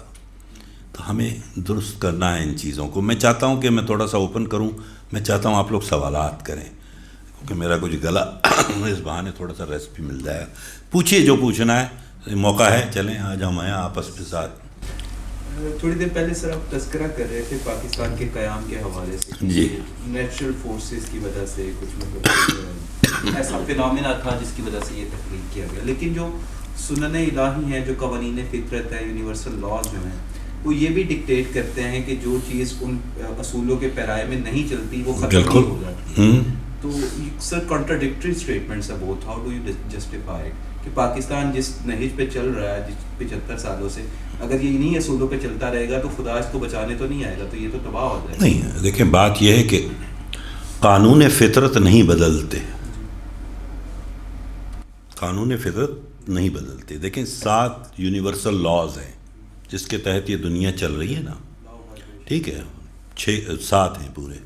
ٹھیک ہے, اور اس کے ساتھ ساتھ آپ کو اللہ تعالیٰ نے 6 انٹلیکچول فیکلٹیز بھی دی ہیں, تبھی تو بنی نوع انسان کا رتبہ دیا ہے آپ کو. ٹھیک ہے, اس کے مطابق یہ دنیا قائم ہے. میں یہ نہیں کہہ رہا کہ اللہ کیسے کیوں آئے گا. اللہ آپ کے جو آپ اگر قوانین کے خلاف جاتے ہیں نا جب بھی کسی بھی چیز میں, تو مزاحمت ہوتی ہے. قوانین کے مطابق چلیں تو آسانی ہو جاتی ہے. ہم نہیں چل رہے تو مزاحمت ہو رہی ہے. یہ سارے جو مسائل پیدا ہو رہے ہیں کہ جی ہم فائنینشیل کرائسز آ رہے ہیں, یہ آ رہے ہیں, اور ہمیں یہ ساری تقریبات کرنی پڑ رہی ہیں اور مسئلے کو ڈسکس کرنا پڑ رہا ہے. تو جی ہاں, تو جو لاز ہیں نا وہ اپنی جگہ ہیں. میں یہ نہیں کہہ رہا کہ اللہ آپ کے گناہ معاف کر دے گا. اللہ آپ کی غلطی معاف کرے گا, گناہ کبھی نہیں کرے گا. یہ یاد رکھ لیجیے گا. یہ بڑا فرق ہے. ہمارے یہاں ایک بڑا ابہام ہے, اللہ تو معاف کرنے والا ہے, سب کچھ معاف کر دے گا. نہ, غلطی معاف کرے گا. غلطی کرو, توبہ کر لو, معاف. لیکن گناہ کرو گے, مثلاً اس کی مثال ایسے ہے کہ کوئی شخص زنا کرتا ہے تو معاف ہو جائے گا وہ؟ نہیں, سزا تو اس کو ملے گی, چاہے دنیا میں ملے یا آخرت میں, کیونکہ وہ گناہ ہے. غلطی اگر اس نے کی ہے تو وہ معاف ہو سکتی ہے. ہمارے یہاں گناہ کو بھی معافی کے اس میں زمرے میں ڈال دیتے ہیں. اور لیکن چونکہ وہ آپ اور آپ کے رب کے درمیان ہے تو ہم کون ہوتے ہیں کہنے والے. تو اسی طرح یہ جو کہہ رہے ہیں کہ یہ کنٹراڈکٹری نہیں ہے. اگر آپ قانون فطرت کے خلاف جائیں گے, فطرت آپ کے خلاف آئے گی. کیونکہ خدا کے بنائے ہوئے قوانین ہیں نا. اب لا آف اٹریکشن کیا ہے, لا آف وائبریشن کیا ہے, law of cause and effect کیا ہے, یہ قدرت کے قوانین ہیں نا. لا آف پولیرٹی کیا ہے, ٹھیک ہے, لا آف ٹرانسمیٹیشن کیا ہے, بھئی یہ سب لاز ہیں اللہ کے بنائے ہوئے, اسی پہ تشکیل و ترتیب دی گئی ہے دنیا کی. تو جہاں بھی ہم اس میں کوئی وہ کریں گے مزاحمت تو آئے گی. میں یہ نہیں کہتا کہ وہ آپ, لیکن یہ کہ ہم کون ہوتے ہیں یہ فیصلہ کرنے والے کہ یار یہ دنیا ختم ہو رہی ہے. آپ مجھے بتائیں, میں 70 سال پہلے 65 سال پہلے میں نے یہ جملہ سنا تھا کہ یار قیامت آ گئی, بس یہ تیاری ہے, تیاری کر لو, ٹھیک ہے. وہ تو وہ سارے جو ہے وہ قیامت کی تیاری میں لگ گئے, اور آج تک وہی سارے برے کام کر رہے ہیں جو کرنے ہیں انہوں نے. تو مقصد یہ ہے کہ ہم جو ہے نا, لا جو قدرت کے بنائے ہوئے ہیں ان کے خلاف اگر ہم جائیں گے تو اس کی سزا اور جزا کا فیصلہ تو ہوگا, وہ معاف نہیں کیا جائے گا. تو اپنی جگہ ہے وہ قوانین, وہ رہیں گے, وہ ہمیشہ ہے, کیونکہ انہی پہ تو تشکیل و ترتیب ہے اس دنیا کی, اس سے آپ انکار نہیں کر سکتے. لیکن ہم یہ رونے لگیں کہ یار اب تو کوئی راستہ ہی نہیں باقی رہ گیا, ایسا بھی نہیں ہے, ٹھیک ہے. اس دنیا میں چند ڈاکٹر سرفراز موجود ہیں, ایسے لوگ جو کام کرتے ہیں کہ یہ دنیا ان کے دم سے بھی چلتی ہے. حضرت واصف علی واصف جیسے رحمۃ اللہ جیسے لوگ ہیں, ان کے بتائے ہوئے راستے ہیں جنہیں عرفان اشرف جیسے لوگ لے کر چل رہے ہیں. تو آپ انہی کا گنتے ہیں, پھر یہ بھی تو اسی ملک کو چلا رہے ہیں نا کسی نہ کسی انداز سے. تو ہمیں مایوس نہیں ہونا چاہیے. یہ مایوسی والی بات ہے کہ جی وہ ہم قانون کے خلاف گئے. ہاں قانون کے خلاف جائیں گے, سزا ضرور ملے گی اور مل رہی ہے. یہ ایک سزا ہے جو آپ کے فائنینشیل کرائسس ہے, اور کچھ بھی نہیں, اور کچھ نہیں ہے. یہ ہمارے کردہ گناہوں کی سزا ہے, نا کردہ نہیں, تو وہ ہمیں مل رہی ہے. لیکن اس کا یہ مطلب نہیں ہے کہ دنیا کا اختتام ہو گیا ہے, ایسا کچھ نہیں ہے ابھی. وہ تو اس کا فیصلہ ہوگا جب بھی آنی ہے آئے گی. ہم لوگ مایوس بہت جلدی ہوتے ہیں, اور مایوس ہونے کی وجہ یہ ہے کہ کیونکہ ہم اپنے دیکھیں دنیا میں 2 چیزیں لے کے چلتا ہے انسان. آج میں اس پر ایک چھوٹی سی بات کر دوں. ایک طرف آپ کا خوف ہوتا ہے اور دوسری طرف آپ کا ایمان ہوتا ہے, اور یہ ساتھ ساتھ چلتے ہیں. جہاں آپ کا ایمان کمزور پڑتا ہے خوف حاوی ہو جاتا ہے, لیکن جہاں آپ کا ایمان مضبوط ہوتا ہے آپ ہر خوف پہ حاوی ہو جاتے ہیں. تو ہم لوگ اس وقت خوف ہم پر حاوی ہے, ہم انہیں اللہ پہ بھروسہ کرنا ہی چھوڑ دیا ہے. ہم بھروسہ کر رہے ہیں IMF پہ, ہم بھروسہ کر رہے ہیں اسحاق ڈار پہ یا مفتاح اسماعیل پہ یا اسد عمر جیسے لوگوں پہ. ہم لوگوں پہ بھروسہ کر رہے ہیں, مالک پہ نہیں کر رہے, خالق پہ نہیں کر رہے. مجھے بتائیں $250 کا ہو یا 2500 کا, what does it make a difference؟ اگر میرے پاس گھر میں روٹی ہے تو آئی ایم اوکے. یہ تو نوٹوں کو اوپر نیچے کرنے والا کرنسی کا بھاؤ ہے, اور کیا ہے. ہاں یہ دیکھو کہ میرے پڑوس میں کوئی بھوکا تو نہیں سویا ہے, یہ دیکھنا ہے. ہم لوگ یہ نہیں دیکھ رہے. ہمارے یہاں لوگ اتنے ایک دوسرے سے بے خبر ہو گئے ہیں, ہمیں اپنے پڑوسیوں کا ہی نہیں پتہ ہے, ہم اپنے گرد کے لوگوں کو ہی نہیں دیکھ رہے. تو یہ اس پر زور دینے کی ضرورت ہے, نہ کہ ہم کرنسی کے بھاؤ فلکچویشن. یہ تو جگادری ہوتے ہیں, بزنس کمیونٹی جو ہوتی ہے, اور بالخصوص اسٹاک مارکیٹ اور یہ جو فوریکس والے کام کرنے والے لوگ کون ہوتے ہیں. یہ سٹا جسے کہتے ہیں, یہ تو وہ بھی چل رہا ہوتا ہے نا, بھاؤ بڑھا دیے, بھاؤ گرا دیے, بھاؤ اٹھا دیے. تو آپ اس میں پریشان اتنا نہ ہو, اللہ تعالیٰ سب بہتر کرے گا. بہرحال کوئی اور سوال؟ آپ ایک بات کر رہے تھے کہ اگر کوئی جاب ہولڈر ہے اس کو بھی یہ سوچنا چاہیے کہ وہ اپنا کام پورا کرے. بالکل. ایک جاب ہولڈر, ایک مزدور جو ہے, کوئی ایون اچھا میں اگر وہاں سے 30,000 جی اور میں میں نے اپنی زندگی کا ٹیبل بنایا ہوا اس کے مطابق میں اپنے کام کو ایمانداری سے پرفارم کروں, ٹھیک ہے. اب آپ کہہ رہے ہیں کہ ڈالر کا ریٹ اوپر جائیں یا نیچے جائے اس سے مجھے فرق نہیں, آپ کو نہیں پڑے گا, لیکن مجھے تو پڑ رہا ہے. نہیں پڑے گا نا, وہ 30 ڈالر تو اس پہ میں تو پھر قدرتی طور پہ مایوسی کی طرف چلا گیا. یہ ایک میں نے بتایا نا، میں نے پہلے کہا کہ دیکھیں 5 سے 10% لوگوں کی بات تک تو میں متاثر ہوں، لیکن میں 90% جو بقیہ لوگوں کی بات کر رہا تھا. آپ کو پتہ ہے جب بچہ پیدا ہوتا ہے نا ہمارے یہاں، تو سب سے پہلی اماں کی خواہش ہوتی ہے یا تو ڈاکٹر بن جائے تاکہ سرفراز بھائی کی طرح امیر ہو جائے یا میری طرح غریب ہو جائے. تو ہم دونوں ڈاکٹر ہیں اس لیے، یا کہتے ہیں انجینئر بن جائے یا پائلٹ بن جائے. پہلے زمانے میں یہ خواب دیکھے جاتے تھے، اب پتہ ہے وہ بھی خواب چلے گئے. اب پتہ ہے کیا ہے، بس سرکاری نوکری مل جائے. ایمانداری سے بتائیے کہ سرکاری نوکری میں تنخواہ ملتی ہے کوئی؟ تو دوسرے لفظوں میں ماں باپ کی خواہش کیا ہے کہ ان کا بیٹا سب سے بڑا حرام کھانے والا انسان بنے، کیونکہ اسی طرح کمائے گا نا، حلال تو نہیں کما رہا پھر وہ. تو جب والدین کی سوچ یہ ہونے لگ جائے کسی معاشرے میں، تو یہ اس سے بڑی کیا مطلب، وہی میں نے کہا نا، گناہ کی غلطی نہیں ہے، اب یہ گناہ میں تبدیل ہو گیا ہے. نمبر 1.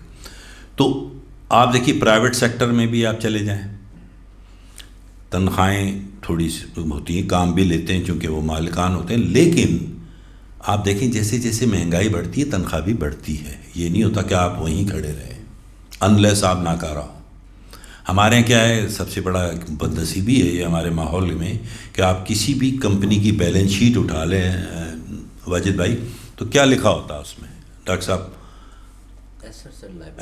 وہی کیا لکھا ہوتا ہے، یہ اتنے کمپیوٹر ہیں، اتنے میزیں ہیں، اتنی کرسیاں ہیں، یہ آپ کے ایسٹ ہیں، اور جتنے لوگ ہیں ان کا کہیں ذکر نہیں ہے. تو میں یہ نہیں کہتا کہ وہ سارے ایسٹ ہیں، نہیں، موسٹلی لائبلٹی ہی ہوتے ہیں زیادہ تر.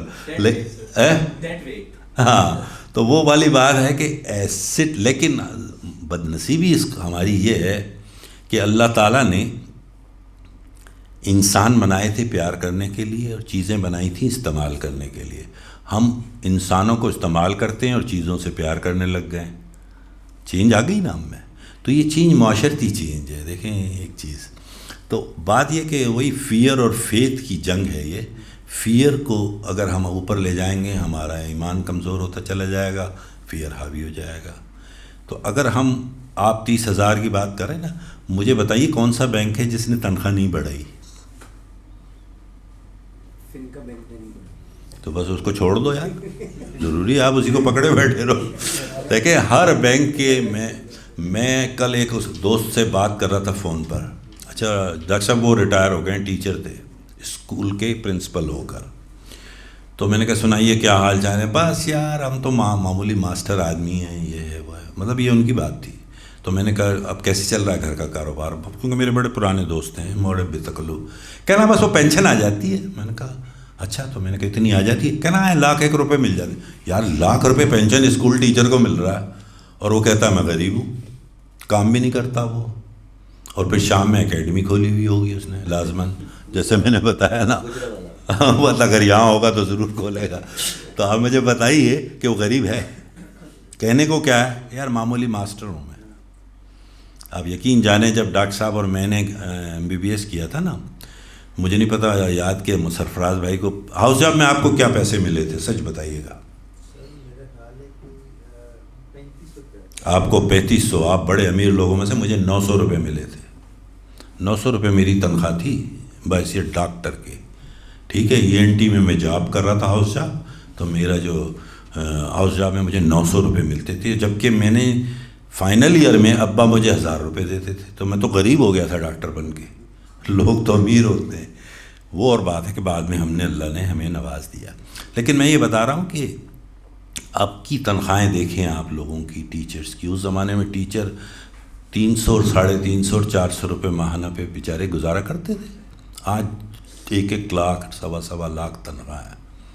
ٹھیک ہے، اور شوق ان کے دیکھیں آپ حیران ہو جائیں گے. جو استادوں کے ہونے ہی نہیں چاہیے وہ ان کے شوق ہیں. مطلب آپ دیکھیں اس قسم کی چیزیں لگژریز میں پڑ چکے ہیں ہم لوگ. تو کمی نہیں ہے، یہ صرف سوچ کی کمی ہے. بہرحال اور کوئی؟ عرفان بھائی آپ کا کوئی سوال؟ میں ان کی بات پہ کمنٹ کرنا ہاں ضرور. اچھا، وہ ڈاکٹر صاحب سے ہم نے ایک بات سیکھی ہے، یہ کہتے ہیں ایک سکسیس روڈ ہے، اور اس روڈ میں ابھی انہوں نے ذکر کیا ہے کہ 50% پر ساری قوم پھنسی ہوئی ہے. اور اگر آپ 50% سے ذرا سا آگے نکلے نا، سارا روڈ خالی پڑا ہے.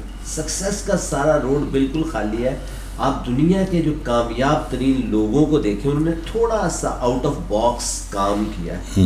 ہم سارے لوگ اس باکس کے اندر زندگی گزار رہے ہیں, ہم وہیں پہ پھنسے ہوئے ہیں, وہیں پہ ہم کام کر رہے ہیں, اتنی ہی سیلری پہ ہم اپنے آپ کو سٹک کر کے رکھے ہوئے ہیں. اگر آپ تھوڑی سی ایفرٹ کریں, تھوڑی سی, میں ڈاکٹر سرفراز صاحب چونکہ میرے ڈاکٹر ہیں, وہ میری آئیز کو جانتے ہیں. اب مجھے تو اللہ معاف کرے کوئی کہیں اور ہونا چاہیے نا, لیکن میں اس وقت بھی اپنے پورے پوٹینشیل کے ساتھ, جس کو اقبال نے کہا تھا کہ میں ہی تو ایک راز ہوں سینہ کائنات میں, اس کو پہچان کر اگر میں 50% سے آگے نکل کر کوشش کر رہا ہوں, تو ہماری ینگ جنریشن وہاں 50% پر کیوں پھنسی ہوئی ہے؟ تو جب ہم وہاں پر سٹک ہو جاتے ہیں تو اس طرح کے پرابلمز آتے ہیں. یہ ان سے ہم نے نہیں, میری اپنی جو کتاب آ رہی ہے اس کا ٹائٹل ہی میں نے یہ دیا ہے, how to win by a nose. How to win by a nose. اب بہت سے لوگوں سے میں نے پوچھا آپ کے ذہن میں کیا آتا ہے اس کتاب کا نام سن کے, تو مختلف لوگوں نے مختلف جواب دیے. کچھ نے کہا کہ یار چونکہ آپ ENT کے ڈاکٹر تھے تو آپ نے نوز کا ذکر کر دیا, ظاہر ہے میرا سبجیکٹ وہ ENT تھا, ایئر نوز تھروٹ. میں نے کہا ایسا بھی نہیں ہے. پھر میں نے کہا دوسرا یہ کہ آپ پاکستانی ہیں تو یہاں پوری زندگی کا دار و مدار ناک پر ہی تو ہوتا ہے کہ تم نے میری ناک کٹوا دی, تم نے میری ناک لٹ, یہی ہوتا ہے نا مالدین ہر چیز میں. اب ہم لوگوں کو کیا ناک دکھائیں گے, لیکن ایسا کچھ نہیں ہے. میں آپ کو اس کو بتاتا ہوں فلسفہ کیا ہے اس کے پیچھے. کبھی آپ لوگوں نے ٹیلی ویژن پہ یا ریس کورس میں جا کے کبھی گھوڑوں کی ریس دیکھی ہے؟ ٹیلی ویژن پہ سب نہیں دیکھی ہوگی کم سے کم. کبھی یہ نوٹس کیا ہے کہ آخری جو لمحہ ہوتا ہے, فنش لائن جسے کہتے ہیں, اس پہ نمبر 1 اور نمبر 2 گھوڑے میں کتنا فاصلہ ہوتا ہے؟ عام طور پہ کہتے ہیں انگریزی میں بائی اے نوز, یعنی ایک ذرا سا ایک ناک آگے ہوتا ہے وہ جیت جاتا ہے. ہوتا ہے نا ایسا؟ کبھی یہ بھی غور کیا کہ پہلے نمبر پہ آنے والے گھوڑے کو $1,00,000 ملتے ہیں اور دوسرے کو صرف $10,000 ملتے ہیں؟ کبھی غور کیا؟ تو کیا آپ سے میں یہ سوال پوچھوں کہ کیا نمبر 1 گھوڑا نمبر 2 گھوڑے سے 10 گنا بہتر تھا؟ بہتر تھا کوئی؟ بائی نوز. تو زندگی کی دوڑ میں بھی میرے بھائی آپ کو 10 گنا ہوشیار ہو, اسمارٹ, خوبصورت, ہینڈسم, کرسمیٹک یا چالاک یا شاطر ہونے کی ضرورت نہیں ہے. اپنی ناک ڈھونڈو اور آگے ہو جاؤ, بات ختم. آپ کو صرف ناک کی تلاش کریں. تو جیسا کہ عرفان بھائی بتا رہے تھے, جو بات میں انہیں سمجھاتا تھا کہ دیکھیں ہائی وے پہ سارا رش کہاں تک ہے, وہ 50% جو آپ نے کہا ایوریج, کیونکہ ہر ایک ایوریج ہے نا. او بھائی تو 52 پہ چلا جا, روڈ خالی پڑا ہے. 2 قدم آگے بڑھنے میں تجھے موت آ رہی ہے, کیوں نہیں کر سکتا؟ بھائی آپ مجھے بتائیں, لوگ کہتے ہیں نا کہ یار بڑا کمپٹیشن ہے آج کل, جس سے بات کرو یار بڑا کمپٹیشن ہے ڈاکٹر صاحب, آپ کو نہیں پتہ. میں نے کہا یار مجھے یہ بتاؤ, جتنے لوگ اس سڑک پہ جا رہے ہیں اس وقت سامنے آپ کی, وہ جو میں نے آپ سے بھی سوال کیا, کتنے ایسے لوگ ہیں جو اتنا بھی کام کرتے ہیں جتنا ان کو معاوضہ دیا جاتا ہے؟ آپ دیکھیں گے میجورٹی نہیں کرتی. ایسا ہے نا. اور کچھ تو بس یہ کہتے ہیں نوکری چلتی رہے یار, بھاڑ میں جائے بس, نوکری نہ جائے. ٹھیک ہے, اگر آپ صرف ایک اسٹیپ زیادہ کر لیں, 15 منٹ جلدی آ جائیں بجائے روز ٹائم پہ آنے یا لیٹ آنے کے, اور 15 منٹ لیٹ چلے جائیں, مجھے بتائیں آپ کا کون کمپٹیشن ہے؟ آپ انگلی پہ گن لیں گے دفتر میں یہی 4-5 لوگ ہیں جو جلدی آتے ہیں اور دیر سے جاتے ہیں. ہوتا ہے ایسا؟ تو وہ تو خود دنیا بھر کا کمپٹیشن بن جاتے ہیں, ان کا کیا کمپٹیشن ہے؟ تو آپ ان میں کیوں نہیں آ سکتے بھائی؟ اچھا, یہاں ایک بڑا مزیدار بات ہوئی, جو میں کراچی میں تھا تو مجھ سے ابھی میں کراچی کلب میں بیٹھا ہوا, تو میرے دوستوں نے پوچھا یار سنا یار کراچی میں مزہ آ رہا ہے؟ میں نے کہا یار میں کیا بتاؤں, میں چھوڑو, میری بات سنو گے کیونکہ میرا کام باتیں کرنا ہے, اسی کے پیسے لیتا ہوں میں, تو اب تمہیں اچھی نہیں لگے گی. بولا کہ نہیں یار بتاؤ. اچھا, یہ سارے انڈسٹریلسٹ لوگ تھے, 6-7 جو بیٹھے تھے, سب کمپنیوں کے, بڑی بڑی کمپنیوں کے مالک تھے. میں نے کہا یار کراچی کا عجیب ماحول دیکھا میں نے, جس سے پوچھو یار کہاں جا رہے ہو بھائی, یار ذرا جلدی میں ہوں. جس سے پوچھو کراچی میں ہر آدمی جلدی میں, لاہور میں بھی ایسے ہی ہوگا, لیکن کراچی میں تو میں نے خود دیکھا یار ذرا جلدی میں ہوں. اچھا, اور سنا کام وام کیسے چل رہا ہے؟ یار کام ہی نہیں. ابے بھائی جلدی میں پھر کس بات کا ہے؟ تو مجھے یہ بتائے, سنا آپ نے یار کام ہی نہیں ہے. تو بھائی جب کام نہیں ہے تو جلدی کیا ہے؟ مجھے تو یہ نہیں سمجھ میں آ رہی. پورا کراچی بھاگا جا رہا ہے. آپ صبح اٹھ کے دیکھیے ٹریفک ایسے چل رہا ہوتا ہے جیسے آج آخری دن ہے اور اس کے بعد انہیں دوسرا دن دیکھنا نصیب نہیں ہوگا. اتنی تیزی میں ہوتے ہیں لوگ. اور جب ان سے پوچھو یار کاروبار کیسا ہے, کام کیسے چل رہا ہے, یار کام ہی کوئی نہیں ہے, بیکار بیٹھے ہیں, تو پھر بھاگ کیوں رہے ہو؟ آتی ہے کوئی سمجھ میں بات؟ تو ہم لوگوں نے یہ سارے جیسے کہتے ہیں نا ڈھکوسلے زیادہ ہیں. مایوسی گناہ ہے. اللہ تعالیٰ بہت بہتر کرنے والا ہے, وہ رحیم ہے, وہ کریم ہے, اور وہ کبھی بھی ہماری اوقات سے زیادہ ہمیں امتحان نہیں دیتا. تو انشاءاللہ یہ بھی گزر جائے گا, کیا مسئلہ ہے. یہ ہے سب بات. اور کوئی سوال ہو تو ٹھیک ہے, ورنہ پھر اجازت چاہتے ہیں. Any one? ڈاکٹر صاحب آپ دیر سے آئیں اس لیے اب آپ سے تو بات شاید آپ نے چونکہ وہ ایک منٹ میں بات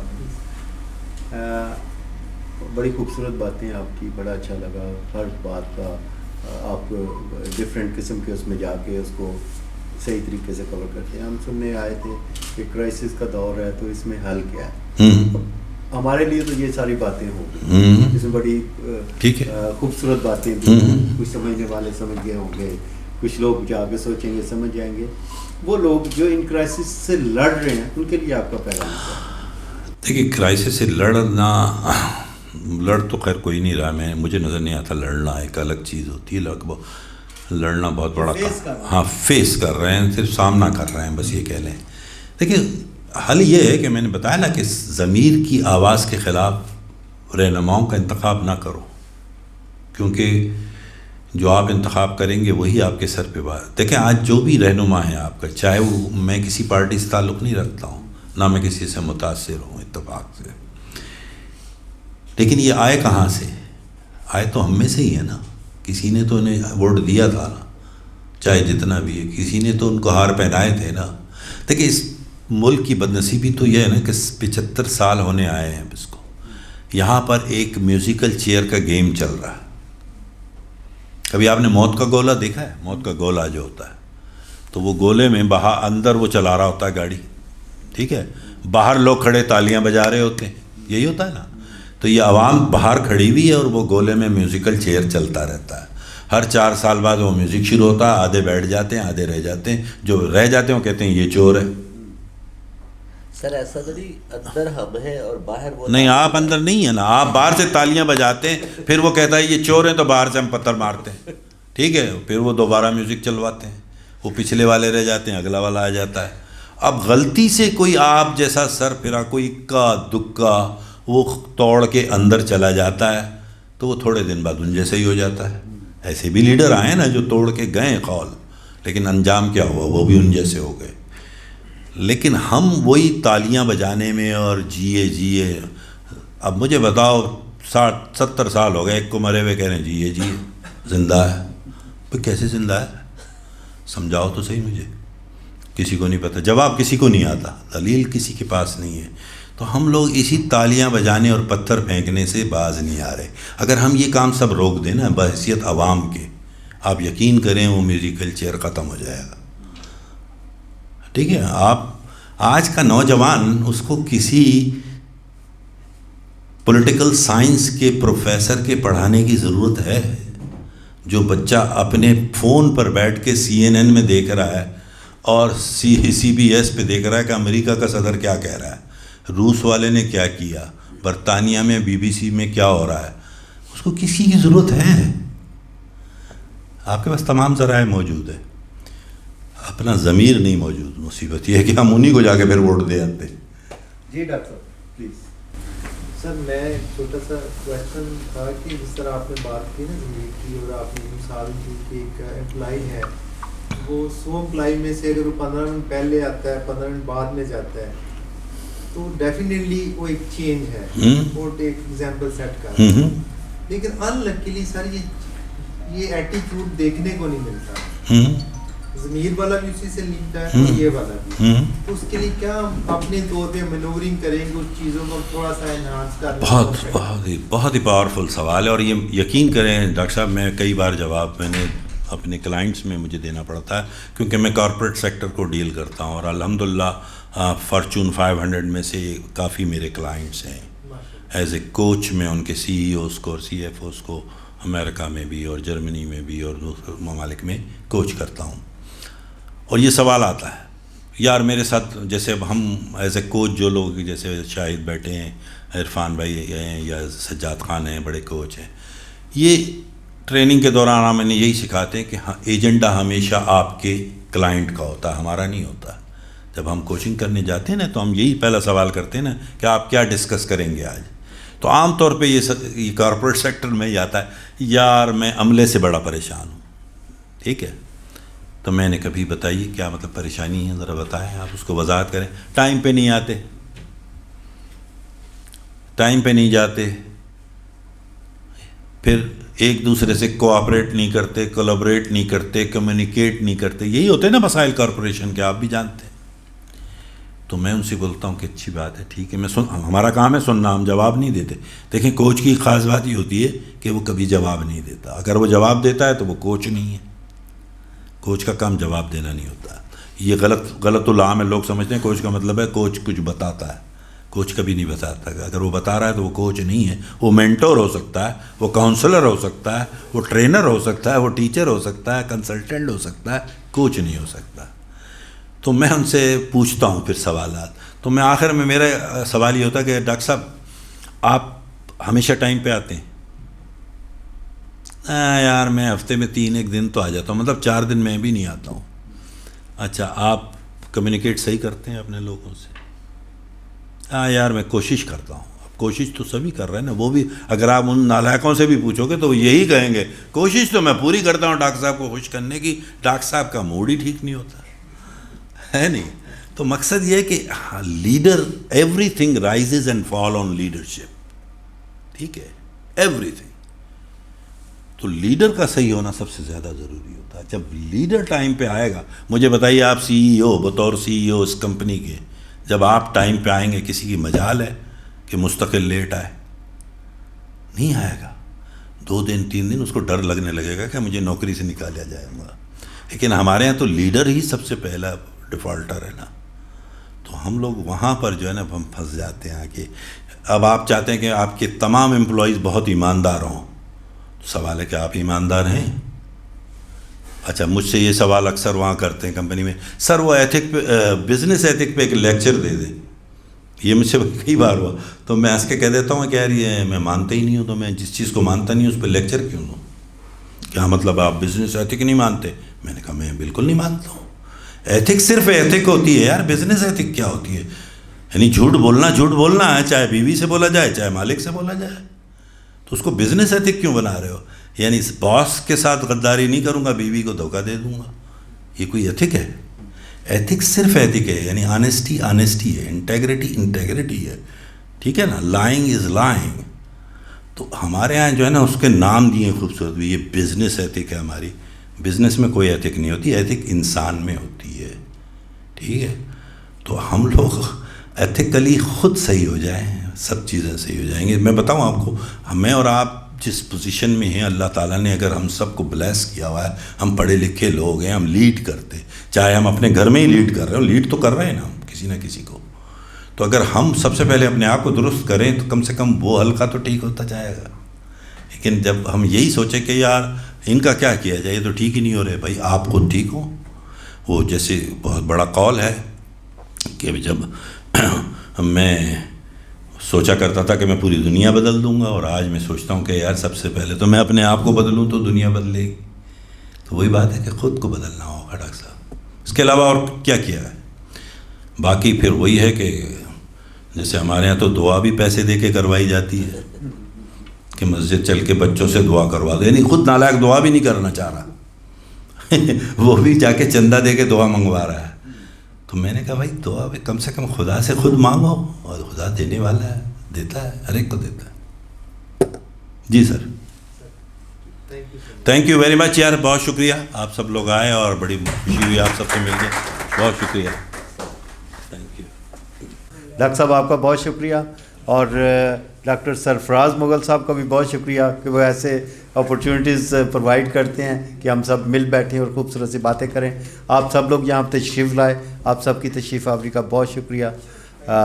یہیں پہ پروگرام کا اختتام کرتے ہیں, اجازت دیجیے گا.